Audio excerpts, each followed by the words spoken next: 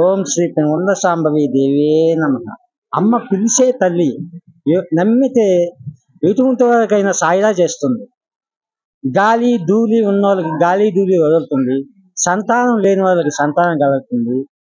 బాగా లేకుండా మంచాన ఉన్న వాళ్ళకి మనల్ని లేపుతుంది.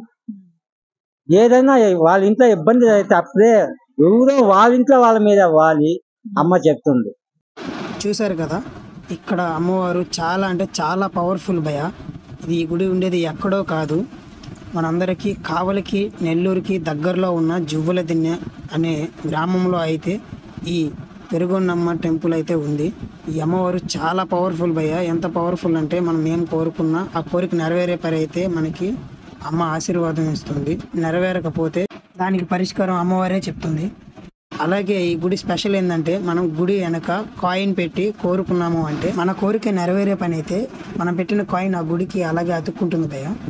అంత పవర్ఫుల్ ఇక్కడున్న అమ్మవారు. చూడ్డానికి గుడి చాలా చిన్నగా ఉన్నా ఇక్కడ వచ్చే భక్తుల తాకిడి అయితే చాలా రద్దీగా అయితే ఉంటుంది భయ.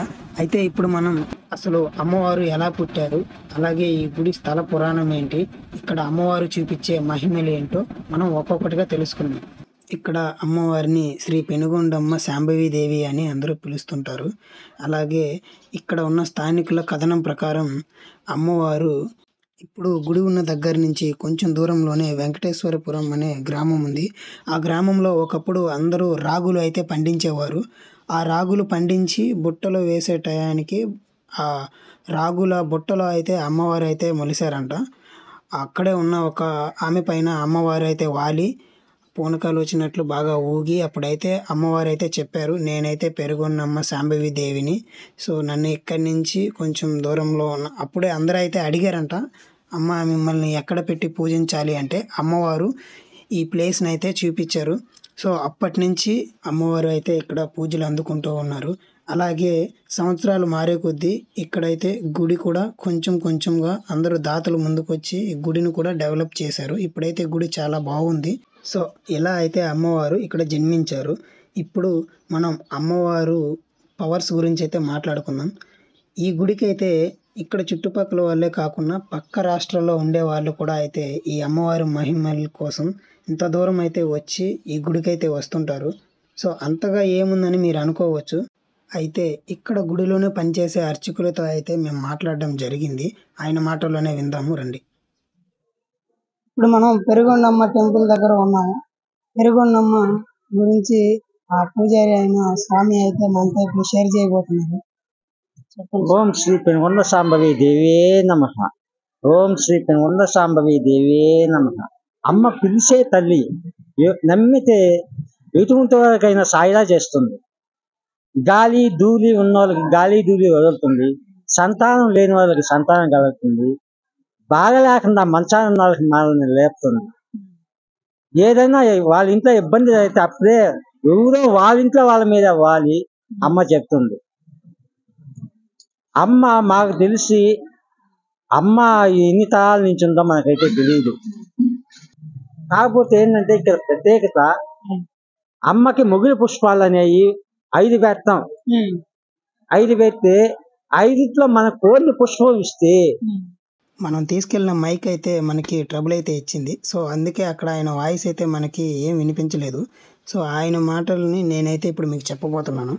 ఇక్కడ ఓన్లీ ఈవినింగ్ టైమ్స్ మాత్రమే అమ్మవారి భక్తులు కుటుంబ సభ్యులతో కలిసి ఇక్కడైతే అమ్మవారి కోసం వస్తారు. అంటే వాళ్ళు కోరుకున్న కోరికలు నెరవేరుతాయా లేదా అమ్మవారి సమక్షంలో తెలుసుకుందామని అయితే వాళ్ళైతే ఇక్కడికి వస్తారు. వచ్చి ఇక్కడ అర్చకుల చేత అలంకరణ అయితే చేస్తారు. అంటే చీరలు, అమ్మవారి కోసం చీరలు, గాజులు, పూలు, మాలలు ఇవన్నీ ఎక్కువగా అన్నీ తీసుకొచ్చి డెకరేషన్లు అయితే చేస్తారు. అప్పుడు అందరు ఫ్యామిలీ మెంబర్స్ అందరూ అయితే గుడి లోపలికి వెళ్ళి దండం పెట్టుకుంటారు. అప్పుడు అమ్మవారికి అయితే 5 మొగల రేకుల పూలు అయితే మొహం అంటే ఇట్లా అలంకరిస్తారంట. అమ్మవారు అన్నిటికీ సాటిస్ఫై అయితే వాళ్ళ కోరిక నెరవేరే పని అయితే అప్పుడు ఒక మొగల రేకు పుష్పం అయితే కిందకి రాలుస్తారంట. రాల్చినప్పుడు అయితే వాళ్ళ కోరిక నెరవేరుతుంది. లేదా అలా నెరవేరకపోతే అంటే అలా పువ్వు అయితే రాలకపోతే అక్కడ అందరూ కలిసి అయితే అమ్మవారిని అయితే అడుగుతారంట, ఏమమ్మా మేమేం తక్కువ చేసాము, ఏమైంది, మా కోరికలో ఏమైనా లోపం ఉందా, మాకు నెరవేరుతుందా అని అయితే అక్కడున్న కుటుంబ సభ్యులు అయితే అమ్మవారిని అయితే అడుగుతారంట. అడిగినప్పుడు అమ్మవారికి చెప్పాలనిపిస్తే అక్కడ ఉన్న కుటుంబ సభ్యుల్లో ఎవరో ఒకరి మీద అయితే అమ్మ అంటే వాళ్ళ మీద వాలి అప్పుడు పరిష్కారం అయితే చెప్తుందంట. ఇది ఇక్కడ ఉన్న అర్చకులు అయితే మనకి చెప్పిన విషయం. వాళ్ళు చెప్పారనే కాదు, నేను కూడా కళ్ళారా చూశాను. అండ్ ఇంకోటి, ఇక్కడ భక్తులు కూడా చాలా డిసిప్లైన్గా అయితే ఉన్నారు. ఎందుకంటే వాళ్ళు కాస్త మిస్బిహేవ్ చేసినా ఏమైనా తప్పుగా ఉన్నా కూడా అమ్మవారు వెంటనే అయితే చూపించేస్తారంట. అంటే ఆమె అంత పవర్ గల ఆమె. సో అందుకనే ఇక్కడ భక్తులు కూడా చాలా భయం భక్తితో అయితే అమ్మవారిని కోరికలు అయితే కోరుకుంటూ ఆమె ఆశీస్సులు పొందుతూ ఉన్నారు. అండ్ ఇంకోటి, నేను ఇప్పుడు దాకా ఎప్పుడు చూడలేదు, ఒక కాయిన్ అయితే మనం కోరుకుని టెంపుల్కి అలా పెడితే అతుక్కోబోతుంది. నిజంగా చాలా ఆశ్చర్యం వేసింది. సో నేను చెప్పేది ఏంటంటే, ఇలాంటి రోజుల్లో కూడా ఇలా ఇంత మహిమలు చూపిస్తుందంటే ఆ అమ్మవారి పవర్స్ నిజంగా అల్టిమేట్ అనే చెప్పాలి. మీరే చూడండి. సో మీ అందరికీ డౌట్ రావచ్చు, అయస్కాంతం లాంటిది ఏమైనా పెట్టున్నారేమో అని. అలా అయితే ఈ 5 రూపీస్ కాయిన్ ఎలా అతుక్కునింది. అంతేకాకుండా మరికొన్ని విషయాలు అయితే మనం అర్చకులతో మాట్లాడి తెలుసుకుందాం. పక్కల గ్రామాలందరికీ ఆమె పేరే పెట్టుకుంటారు. పెనుగుండమ్మని, పెనుగుండయ్యని, కొండయ్యని, కొండమ్మని, ముక్కాల భాగం ఆ పేర్లే ఉంటాయి. వాళ్ళ ఇళ్ళలో ఏ శుభకార్యం జరిగినా ముందు ఆమె వచ్చి టెంకాయ కొట్టి వడబడి, లేకపోతే వాళ్ళ శక్తి కొంత మేకపోతే ఏదో కోసుకొని సాయిదా చేసుకొని కానీ వాళ్ళ ఇంట్లో కార్యం అనేది జరుపుకోరు. అంటే పోయిన వారం మేము వచ్చినప్పుడు ఇట్లా అందరూ లోపలికి వెళ్ళి అంటే మొక్కుకున్న తర్వాత పూజ చేస్తారంట కదా, పూజ పడిన తర్వాత. అది సాయంకాలం. ఇక్కడ వచ్చేసి 20 సంవత్సరాల క్రితము అన్నదానం అనేది స్టార్ట్ చేసింది నేనే. ఫస్ట్ నేను వచ్చి దానికి నాది ఈ ఊరు కాదు, నాది కావాలి. వచ్చి అక్కడ ఉండగానే నాకు తొలి మాల, తొలి టెంకాయి నీది కావాలా అని చెప్పింది. కొంతకాలం అయిన తర్వాత తొలి నైవేద్యం కూడా నీదే కావాలని సరే చేస్తా వచ్చా. మళ్ళీ వచ్చారు కానీ నాకు అన్నదానం కావాలని. ఇది నేను చేయలేను తల్లి, ఇది నన్ను ఆట పట్టిస్తున్నారు అన్న. కాదు, ఆట కాదు, ఒక్కసారి నీ ఖర్చుతో నువ్వు చెయ్యి, తర్వాత నేను చూసుకుంటాను. ఆ రోజు నాకు అన్నం అంటే వండేదంటూ తెలియదు. నేను ఏదో కొట్ల పనిచేసి వచ్చింది. తర్వాత వచ్చిన తర్వాత ఇక సరే అని చెప్పేసి ఆ రోజు అన్నదానం అని చెప్పేసి కావలి నుంచి వంట మనిషిని తీసుకుని వచ్చేసి చేసాను. ఏందయ్యా చేస్తున్నావు అంటే, ఈ ఆదివారం నుంచి అన్నదానం అని నాకు తెలియకుండా చెప్పేశాను. ఈ ఆదివారం నుంచి ప్రతి ఆదివారం అన్నదానం గ్యారెంటీగా జరుగుతుందని అచ్చుకుద్దినట్టు చెప్పాను. ఇంకా ఆ వారం నుంచి అదే విధంగా అన్నదానం అనేది కంటిన్యూగా జరుగుతూనే ఉంది. అప్పటి నుంచి కూడా అన్నదానం అనేది జరుగుతూనే ఉంది. తర్వాత ఇటీవల ఒక 5 సంవత్సరాల క్రితం నాకు పలకై సేవ కావాలని, నేనేందమ్మా పలకై చేసేది, నువ్వే చెయ్యాలని. దానికి దాతలు వచ్చి, అయ్యా మేము పలకై చేసిస్తాము, పలకై సేవ చేయండి అయ్యా.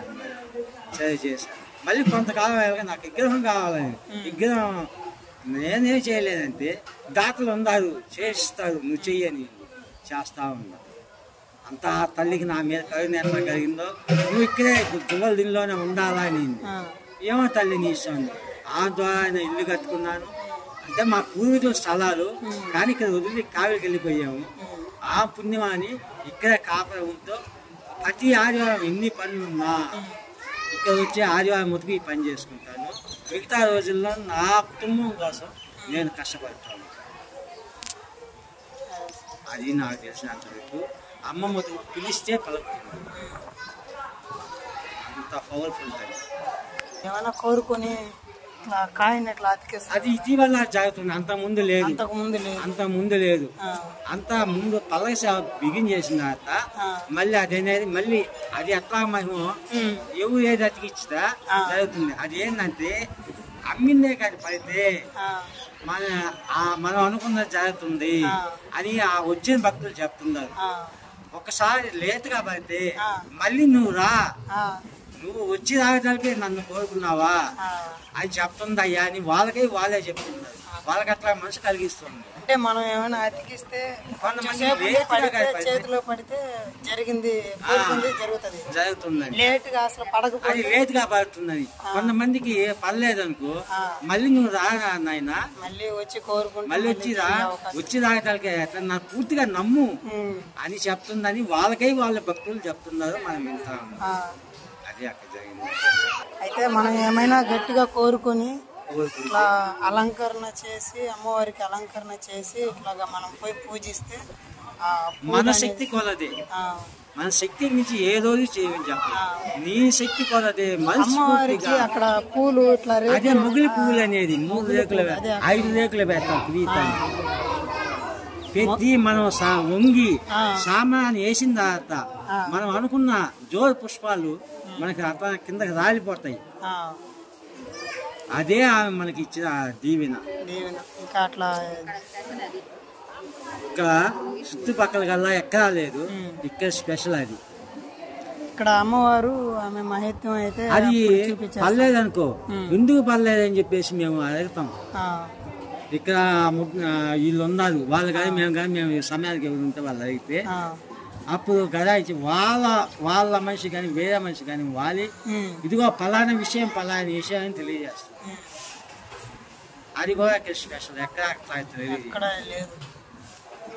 అప్పుడే అమ్మవారు మన ముందే ఎవరో ఒకరి మీద వాలి చెప్తుంది. అంతా చెప్తే వాళ్ళు మళ్ళీ దానికి సమాధానం చెప్పుకుంటే మళ్ళీ సరి చేసుకుంటే మళ్ళీ అప్పుడు కానీ వాళ్ళు వేట అనేది కోయడానికి లేదు. వేట అనేది ముందుగానే కోసేస్తారు.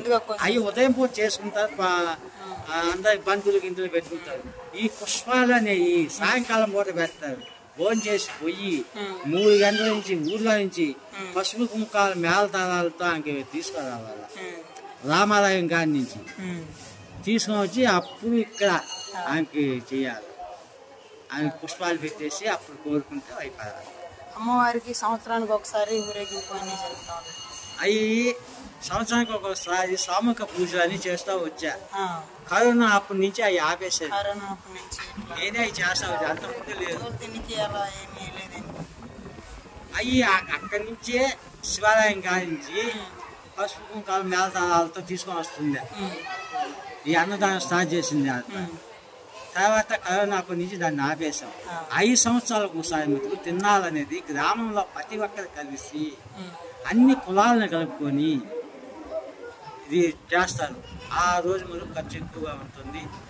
వాళ్ళ శక్తి కొలది పోతులు కోసుకునే వాళ్ళు, కోళ్ళు కోసుకునే వాళ్ళు, మామూలు బ్రాహ్మిన్స్ ఇల్లు అయితే మామూలు పొంగళ్ళు వండుకునే వాళ్ళు, ఏదైనా నైవేద్యం అనేది పెడతారు. అది చేయటం లేదు. ఈ తిన్నాలు అనేది మాత్రం 5 సంవత్సరాలకు ఒకసారి చేస్తారు.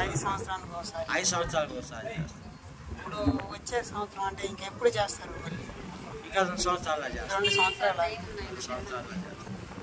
గ్యారెంటీగా చేస్తారు. సరే సార్.